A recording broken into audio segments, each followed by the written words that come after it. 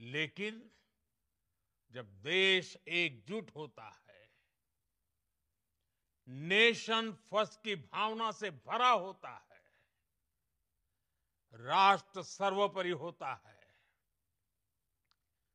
तो फौलादी फैसले लिए जाते हैं, परिणाम लाकर दिखाए जाते हैं। जब पाकिस्तान में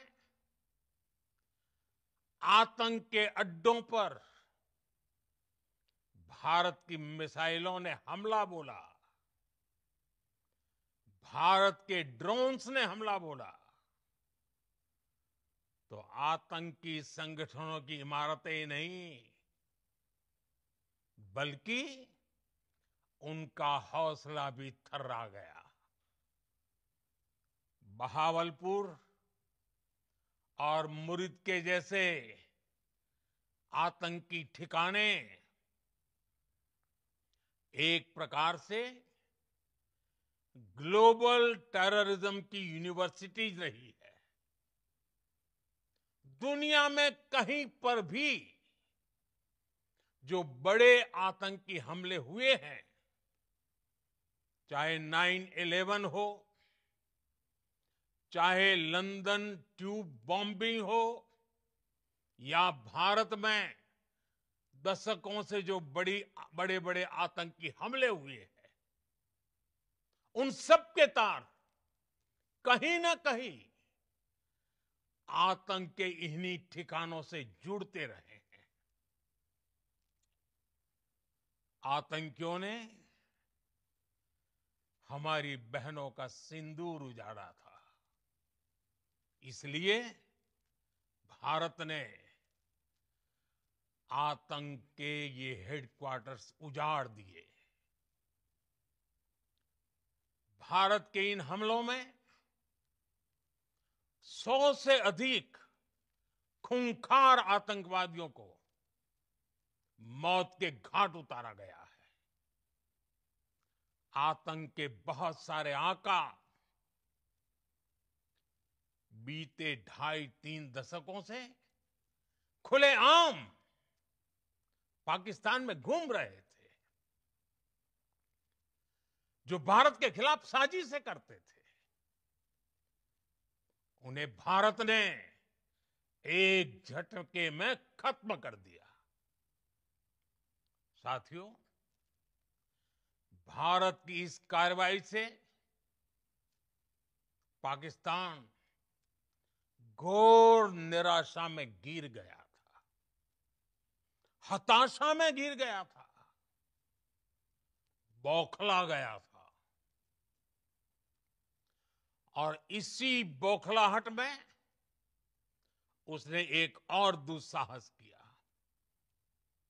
आतंक पर भारत की कार्रवाई का साथ देने के बजाय पाकिस्तान ने भारत पर ही हमला करना शुरू कर दिया। पाकिस्तान ने हमारे स्कूलों, कॉलेजों को, गुरुद्वारों को, मंदिरों को, सामान्य नागरिकों के घरों को निशाना बनाया।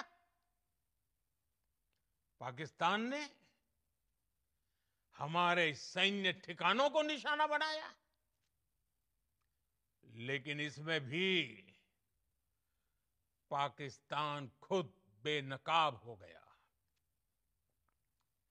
दुनिया ने देखा कि कैसे पाकिस्तान के ड्रोन्स, पाकिस्तान की मिसाइलें भारत के सामने तिनके की तरह बिखर गई। भारत के सशक्त एयर डिफेंस सिस्टम ने उन्हें आसमान में ही नष्ट कर दिया। पाकिस्तान की तैयारी सीमा पर वार की थी, लेकिन भारत ने पाकिस्तान के सीने पर वार कर दिया। भारत के ड्रोन्स, भारत की मिसाइलों ने सटीकता के साथ हमला किया। पाकिस्तानी वायुसेना के उन एयरबेस को नुकसान पहुंचाया, जिस पर पाकिस्तान को बहुत घमंड था। भारत ने पहले 3 दिनों में ही पाकिस्तान को इतना तबाह कर दिया जिसका उसे अंदाजा भी नहीं था। इसलिए भारत की आक्रामक कार्रवाई के बाद पाकिस्तान बचने के रास्ते खोजने लगा। पाकिस्तान दुनिया भर में तनाव कम करने के लिए गुहार लगा रहा था और बुरी तरह पीटने के बाद इसी मजबूरी में 10 मई की दोपहर को पाकिस्तानी सेना ने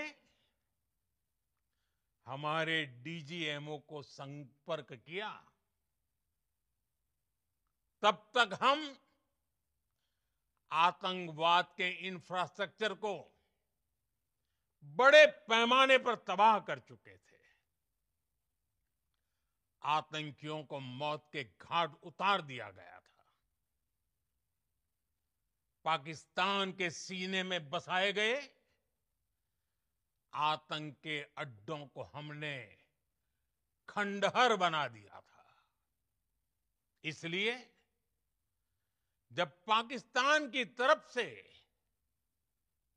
गुहार लगाई गई, पाकिस्तान की तरफ से जब ये कहा गया कि उसकी ओर से आगे कोई आतंकी गतिविधि और सैन्य दुस्साहस नहीं दिखाया जाएगा, तो भारत ने भी उस पर विचार किया। और मैं फिर दोहरा रहा हूं, हमने पाकिस्तान के आतंकी और सैन्य ठिकानों पर अपनी जवाबी कार्रवाई को अभी सिर्फ स्थगित किया है। आने वाले दिनों में हम पाकिस्तान के हर कदम को इस कसौटी पर मापेंगे कि वो क्या रवैया अपनाता है। साथियों, भारत की तीनों सेनाएं, हमारी एयरफोर्स, हमारी आर्मी और हमारी नेवी, हमारी border security force BSF, Bharat के अर्धसैनिक बल लगातार अलर्ट पर है। सर्जिकल स्ट्राइक और एयर स्ट्राइक के बाद अब ऑपरेशन सिंदूर आतंक के खिलाफ भारत की नीति है।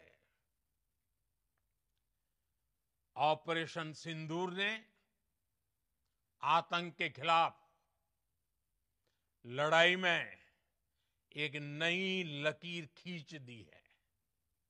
एक नया पैमाना, न्यू नॉर्मल तय कर दिया है। पहला, भारत पर आतंकी हमला हुआ तो मुंह तोड़ जवाब दिया जाएगा। हम अपने तरीके से, अपनी शर्तों पर जवाब देकर रहेंगे। हर उस जगह जाकर कठोर कार्रवाई करेंगे जहां से आतंक की जड़ें निकलती हैं। दूसरा, कोई भी न्यूक्लियर ब्लैकमेल भारत नहीं सहेगा। न्यूक्लियर ब्लैकमेल की आड़ में पनप रहे आतंकी ठिकानों पर भारत सटीक और निर्णायक प्रहार करेगा। तीसरा, हम आतंक की सरपरस्त सरकार और आतंक के आकाओं को अलग अलग नहीं देखेंगे। ऑपरेशन सिंदूर के दौरान दुनिया ने पाकिस्तान का वो घिनौना सच फिर देखा है, जब मारे गए आतंकियों को विदाई देने पाकिस्तानी सेना के बड़े बड़े अफसर उमड़ पड़े। स्टेट स्पॉन्सर्ड टेररिज्म का ये बहुत बड़ा सबूत है। हम भारत और अपने नागरिकों को किसी भी खतरे से बचाने के लिए लगातार निर्णायक कदम उठाते रहेंगे। साथियों, युद्ध के मैदान पर हमने हर बार पाकिस्तान को धूल चटाई है और इस बार ऑपरेशन सिंदूर ने नया आयाम जोड़ा है। हमने रेगिस्तानों और पहाड़ों में अपनी क्षमता का शानदार प्रदर्शन किया और साथ ही न्यू एज वॉरफेयर में भी अपनी श्रेष्ठता सिद्ध की। इस ऑपरेशन के दौरान हमारे मेड इन इंडिया हथियारों की प्रामाणिकता सिद्ध हुई। आज दुनिया देख रही है 21वीं सदी के वॉरफेयर में made in India defence equipments, इसका समय आ चुका है। साथियों, हर प्रकार के आतंकवाद के खिलाफ